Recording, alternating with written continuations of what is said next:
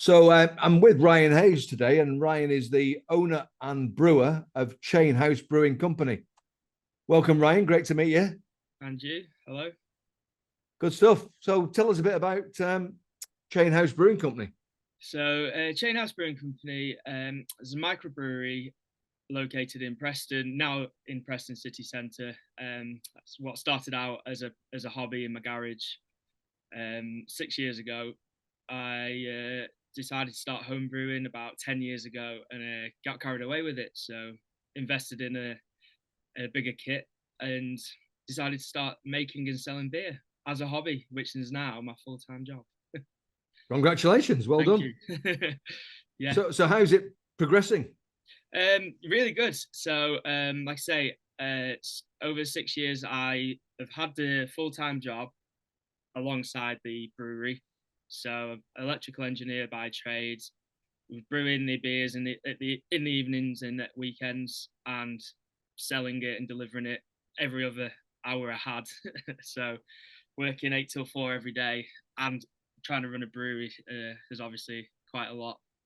But yeah, so after 5.5 years, the July just gone, I went full time because I couldn't manage it any longer. Good for you. Good for you. Thank you. So who are you selling to? So we actually last year, 2022, the end of COVID, thankfully, managed to secure a new premises in the city centre of Preston. So it was a nice space to move the brewery into, carry the brewing out, and also open a bar. So that opened December 22. So we've just had the 1 year birthday of that. So about a third to a half of all the beer goes directly through the tap room, which saves me a lot of sales. And the rest of it sort of goes all over the country. I use a great platform. It's quite new to sell my beer, so I can ship it out anywhere in the country. Don't have to go out delivering anymore unless it's local. My beers get all over. So how do the that 50% of people around the country, how do they buy from you? Is it online or? So I produce just keg. I just produce keg beer. I don't do any cans or bottles. So the kegs I use are actually one-way recyclable plastic kegs, which means I can fill them up, send them to the end user, and then they get used and recycled at the other end. So it saves on shipping fees, getting the empty back, having to clean it, owning the actual metal kegs, which could go missing. Various other reasons I use them. So I advertise on social media. I've had people asking how to get hold of my beer. Say the best way is go to their local craft beer bar or any sort of pub that has a free tie, so don't have tied lines with whoever or the Yeah. breweries. And get in touch with me, and I can get some beer down to Good. everything they want. So what differentiates your beers from other beers that are out there?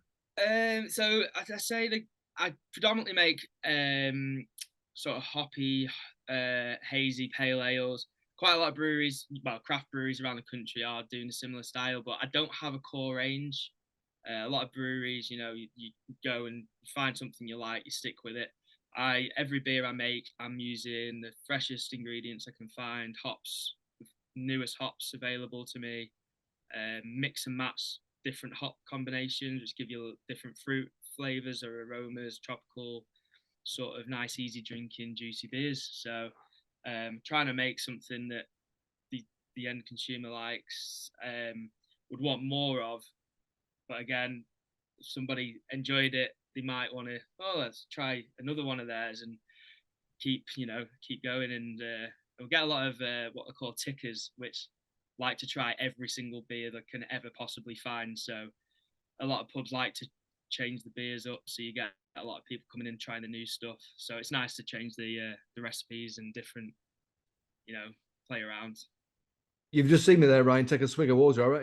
I reckon you're making me thirsty talking about this stuff. Yeah, well, I'm used to having podcasts with talking about beers with other no people in the industry, and we tend to have a can while drinking. So I didn't think it'd be very professional to turn up with a can of Oh, beer. you should have sent one over. Yeah, Yeah. this is it. Yeah, should have I'd have thought of joined you everything. definitely. Yeah. So what's the future look like then? How are you making things progress and move forward? So we've had, like I said, the first full year in the tap room, which has proven pretty successful. There's not really much room for expansion in the building. It's at the moment it's a good size for just me to operate. I can brew, package, run on my own.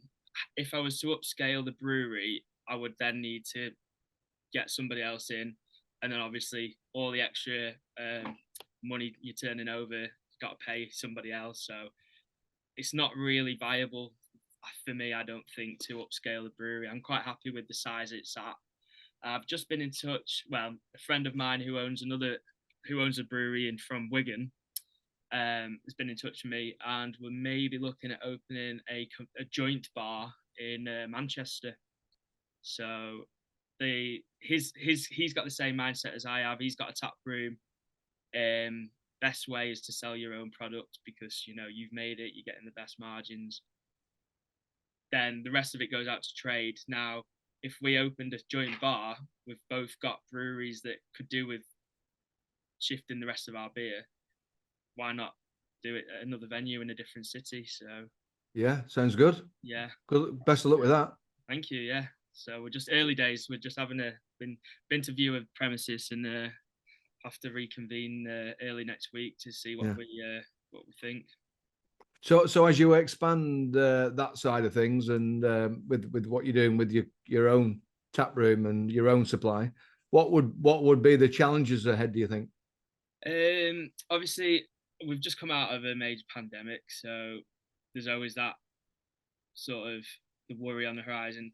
Also, I've noticed and I've seen whilst in the industry, there's quite a lot of, now we're out of the other side of it, it's starting to pick back up again. I'm not sure if there's going to be a major influx of new places opening, and then obviously you've got a lot more competition. Where we've been chatting, Manchester's always had hundreds and hundreds of places anyway. So the location we've found, we do think it's really suitable, and yeah, it's one of those, I don't know, and till we've tried it, really. You Well, could, best of luck. Yeah. you can write the best business plan in the world, but yeah, I think it's making the actual bar welcoming. Yeah, brilliant. Sounds great. So what have been the things that you've learned along those 6 years or so while you've been brewing and developing and moving things forward? So yeah, it's been an interesting one. I've always been dead reserved and cautious. So like I say, I've had a full-time job alongside the brewery, so I've taken my time in um, expanding the brewery, moving into a new premises.